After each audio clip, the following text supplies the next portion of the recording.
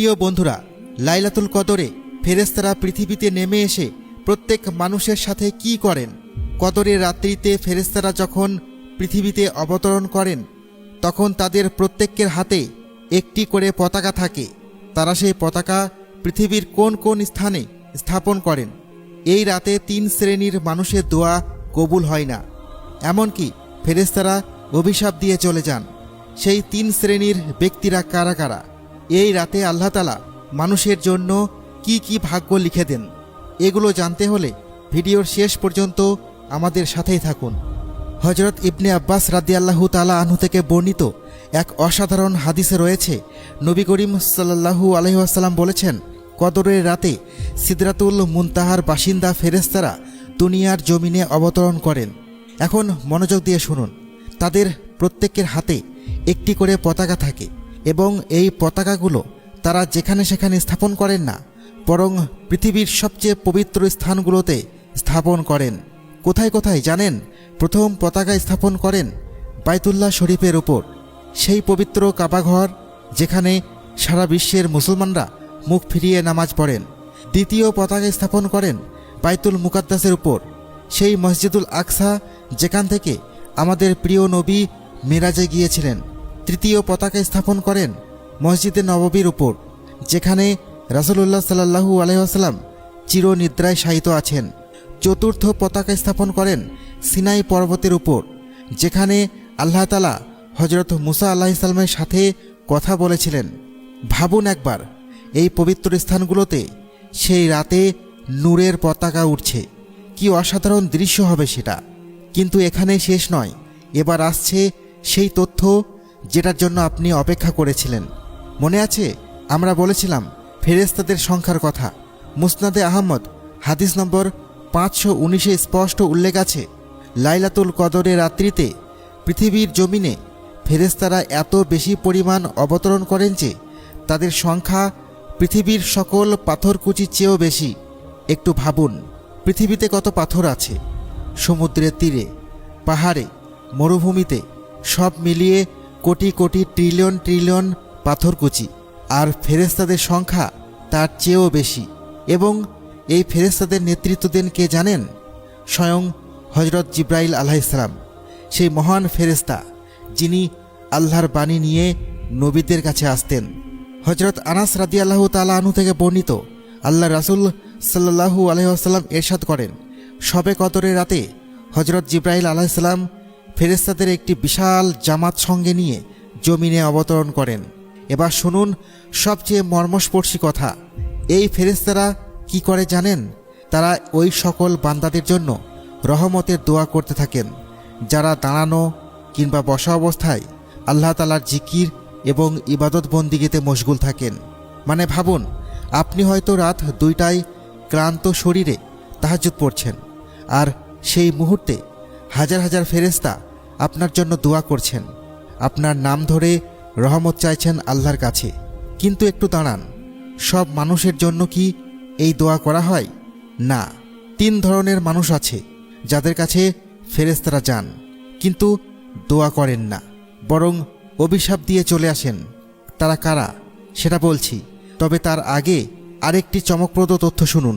ইবনে আব্বাস রাদিয়াল্লাহু তাআলা আনহু বলেন, ফেরেশতারা হযরত জিবরাইল আলাইহিস সালামের হুকুম পেয়ে জমিনে ছড়িয়ে পড়েন এবং তারা কোথায় যান?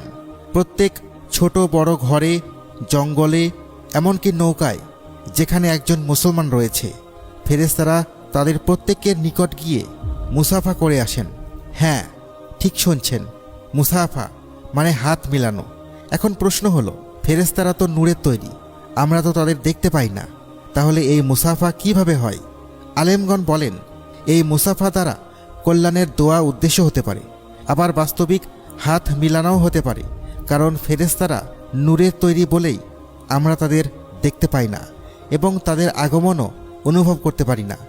যেমন মৃত্যুর সময় মালাকুল মওতও আসেন, রিজিক সংক্রান্ত ফেরেশতাও আসেন, তারা কথাবার্তা বলেন, কিন্তু সাধারণ মানুষ দেখতে পায় না, অনুভবও করতে পারে না। তবে আল্লাহ তাআলার বিশেষ বান্দারা তাদের উপস্থিতি অনুভব করতে পারেন। এবার আসছে সেই ভয়ঙ্কর তথ্য, কাদের উপর ফেরেশতারা অভিশাপ দেন। হাদিসে স্পষ্ট বলা আছে, তিন ধরনের মানুষকে ফেরেশতারা সালাম না জানিয়ে বরং অভিশাপ দিয়ে চলে যান। প্রথম, যারা মাদকাসক্ত, মদ, গাঁজা বা যে কোনো নেশাজাতীয় দ্রব্য যারা সেবন করে। দ্বিতীয়, যারা শূকরের মাংস খায়, হারাম খাদ্য যারা গ্রহণ করে। তৃতীয়, যারা জাফরান ব্যবহার করে। এখানে জাফরান দ্বারা পুরুষদের জন্য নারীদের মতো সুগন্ধি ব্যবহার করা বোঝানো হয়েছে। এই তিন শ্রেণীর মানুষের কাছ থেকে ফেরেশতারা মুখ ফিরিয়ে নেন। কিন্তু এখনও সবচেয়ে বড় তথ্যটা বাকি। এই রাতে আল্লাহ তাআলা মানুষের ভাগ্যে ঠিক কী লিখে দেন, আগামী 1 বছর আপনার জীবনে কি ঘটবে সেটা কি এই রাতেই ঠিক হয়ে যায়? আল্লাহ তাআলা সূরা দুখানের 3 থেকে 4 নম্বর আয়াতে বলেন, নিশ্চয় আমি এই কোরআনকে নাজিল করেছি এক বরকতময় রাতে। নিশ্চয় আমি সতর্ককারী। সে রাতে প্রত্যেক প্রজ্ঞাপূর্ণ বিষয়ে সিদ্ধান্ত অনুমোদিত হয়। ইবনে আব্বাস রাদিয়াল্লাহু তাআলা আনহু এই আয়াতের ব্যাখ্যায় বলেন, কদরের রাতে সৃষ্টি সম্পর্কিত এক গুরুত্বপূর্ণ বিষয়ের ফয়সালা স্থির করা হয়, যা পরবর্তী শবে কদর পর্যন্ত অর্থাৎ 1 বছরে সংঘটিত হবে। কি কি নির্ধারণ করা হয়? এই বছর কারা জন্মগ্রহণ করবে সেটা লেখা হয়, কে কে মারা যাবে সেটাও লেখা হয়, এবং কাকে কি পরিমাণ রিজিক দেওয়া হবে সেটাও এই রাতে ফয়সালা করা হয়ে থাকে। এবার সবচেয়ে শিহরণ জাগানো কথাটি শুনুন। হযরত ইবনে আব্বাস রাদিয়াল্লাহু তাআলা আনহু বলেন, তুমি হয়তো কোনো মানুষকে বাজারে হাঁটাচলা করতে দেখছো, হাসছে, কথা বলছে, পরিকল্পনা করছে, অথচ তার নাম মৃতদের তালিকায় ইতিমধ্যেই লিপিবদ্ধ হয়ে গেছে। একটু থামুন এবং ভাবুন, এই মুহূর্তে হয়তো আপনার পরিচিত কেউ হাসছেন, কথা বলছে, কিন্তু আগামী কদরের রাতের আগেই তার মৃত্যু হবে, সেটা ইতিমধ্যেই লেখা হয়ে গেছে। তাই এই রাতের গুরুত্ব কতটা সেটা নিশ্চয় বুঝতে পারছেন। কিন্তু সবচেয়ে বড় প্রশ্ন হলো, এই রাতে কোন গুনাহ মাফ হয়? শুধু ছোট গুনাহ নাকি বড় গুনাহ? হযরত আবু হুরায়রা রাদিয়াল্লাহু তাআলা আনহু বর্ণনা করেন, রাসূল করিম সাল্লাল্লাহু আলাইহি ওয়াসাল্লাম ইরশাদ করেন, যে ব্যক্তি ঈমানের সাথে সওয়াবের আশায় শবে কদরে আল্লাহ তাআলার ইবাদত বন্দেগী করে কাটাবে, আল্লাহ তাআলা তার পেছনের সমস্ত গুনাহ খাতা মাফ করে দিবেন। লক্ষ্য করুন, পেছনের সমস্ত গুনাহ, আপনি জীবনে যত ভুল করেছেন, যত পাপ কাজ করেছেন, সব মাফ। কিন্তু একটি শর্ত আছে, ঈমানের সাথে এবং সওয়াবের আশায়। মানে লোক দেখানো ইবাদত করলে হবে না, অন্তর থেকে বিশ্বাস রাখতে হবে এবং শুধুমাত্র আল্লাহর সন্তুষ্টির জন্য করতে হবে। অনেকে মনে করেন এই রাতে শুধু সগীরা গুনাহ মানে ছোট গুনাহ মাফ করা হয়, কিন্তু ইমাম নববী রহমতুল্লাহি আলাইহি বলেন, এই রাতের ইবাদতের দ্বারা সগীরা গুনাহ এবং কবিরা গুনাহ অর্থাৎ বড় গুনাহ ক্ষমা করে দেওয়া হবে। কিন্তু কেন? কারণ এই রাত্রিতে আল্লাহ তাআলার রহমতের ব্যাপক ঘোষণা রয়েছে। এটি আল্লামা মঞ্জিরি, আল্লামা ইরাকি সহ অনেক উলামায়ে কেরামের অভিমত। মনে আছে, শুরুতেই বলেছিলাম এই রাত 83 বছরের চেয়েও বেশি মূল্যবান। আল্লাহ তাআলা পবিত্র কুরআনের সূরা আল কদরে স্পষ্ট বলেছেন, কদরের রাত 1000 মাসের চেয়েও উত্তম। 1000 মাস মানে কত বছর? 83 বছর 4 মাস। মানে আপনি যদি এই একটি রাত সঠিকভাবে ইবাদত করেন, তাহলে আপনি 83 বছরের বেশিও সময় ইবাদত করার সওয়াব পেয়ে যাবেন। এই রাতের আরেকটি বৈশিষ্ট্য আছে। সাধারণত অন্যান্য রাতে শেষ তৃতীয়াংশ সবচেয়ে বরকতময়, কিন্তু শবে কদরের রাত পুরোটাই বরকতপূর্ণ। সূর্যাস্ত থেকে নিয়ে পরের দিন ভোর পর্যন্ত প্রতিটি মুহূর্ত সমান ফজিলতপূর্ণ। এতে রয়েছে শান্তি, নিরাপত্তা ও প্রশান্তি। মুমিনদের জন্য মঙ্গলজনক ও স্বস্তিদায়ক সব কিছুই এই রাতে ঘটে থাকে। কিন্তু একটা সমস্যা আছে, এই রাত কবে সেটা তো আল্লাহ তাআলা বলে দেননি।